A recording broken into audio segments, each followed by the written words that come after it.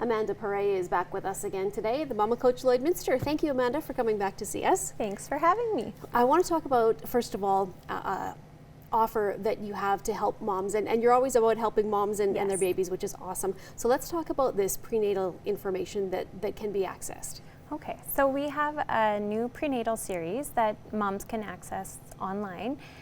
So what they do is they just sign up. It's for free at prenatalseries.themamacoach.ca. Okay. And it provides weekly information to their inbox, and from week 4 to 41. So basically they can opt in at any point that they are in their pregnancy, and it's evidence-based information from the expertise of a registered nurse. Okay. So it goes through what they may be experiencing themselves during that week, as well as what their baby's doing. And we talk about, for example, heartburn, what they can be doing to alleviate that, and when they should go see their doctor, right? And this is all free? This is all free. Okay. Yes. So it's like a week-to-week guide on what to expect. What to expect when you're expecting, yes, basically. Exactly. Now, some of the things, Amanda, we like to chat with you about are hacks, life hacks, basically, on how to deal with children's behavior, especially, infants, toddlers, that sort of thing. So For sure. One of the things we often talk about is sleep, and it's difficult sometimes to get your baby to sleep. Yes. And one of the things that you have posted in your social media is a tip about actually having a bath with your child and kind of making that a whole relaxation experience for everybody. So tell me a little bit about the reasoning behind that. So the reasoning behind that, it's something that I started kind of with all of my babies. When they start to get fussy and you're trying to feed them, you're trying to get them to go to sleep, but they just don't want to have it, right? Right. So, you have to do all the things in their bedtime routine, like get them in the bath, feed them, get them ready for bed. Sometimes it's easier just to kind of do it all at once, especially when they're teething. Right. Or when they get immunizations.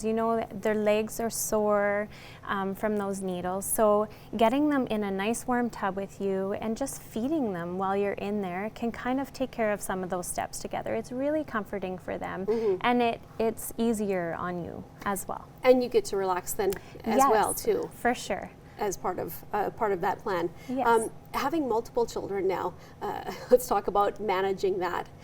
You yourself have 4 children, which is amazing. Yeah. But what are some of the things that you would maybe go through on a daily basis that might be helpful to other parents that have multiple children, just to get through the day with organization and events? And is it best to have like a family calendar, or what are some of the things that you need to do to keep everything organized? So we try our hardest to stay organized, but a family calendar definitely helps, and just kind of mark everyone's things in different colors.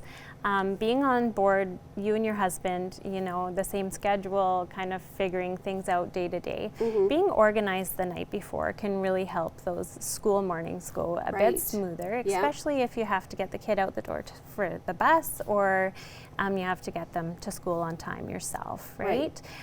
So making lunches ahead of time if you can, having their backpacks ready to go as well. Now, one thing that I see, I'm sure you've seen, and probably unfortunately experienced it, is the toddler meltdown in public. Yes.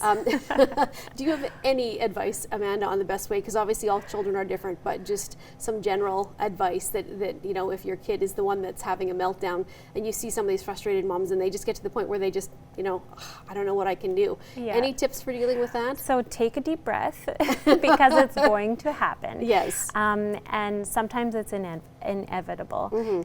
So just try to distract them if they're really young. I mean, they don't really understand why they're melting down in the first place. It's probably because they want a toy or a treat, right? So just distracting them with something else, like, oh, come see over here, or, those can kind of help, as well as just talking to them and trying to reason with them and explain, right? But sometimes you just kind of got to let them throw their little fit on the floor and pick them back up and carry on, and just keep going on with life. Just smile at everyone around you. Right. I'm sure enough people have experienced it to know. So. Yes, exactly. Well, thank you so much, Amanda. And just before we go, once again, if people are interested in signing up for the free prenatal series, Yes. Again, what's the best way to find that? So it's online, www.prenatalseries.themamacoach.ca. Okay. And I am often posting about it, so they can find it through there On as your well. Facebook or, Yes, or on Instagram. Yeah, and on Instagram, it's in my link tree as well. They can just Okay. go right to the link through there. Perfect. Well, thank you so Yes. much for joining us. We really Thank you. appreciate when you stop by and help us and all the parents out there watching Yes. with some of these tips as well. Perfect. Thanks, Stacey. Thank you.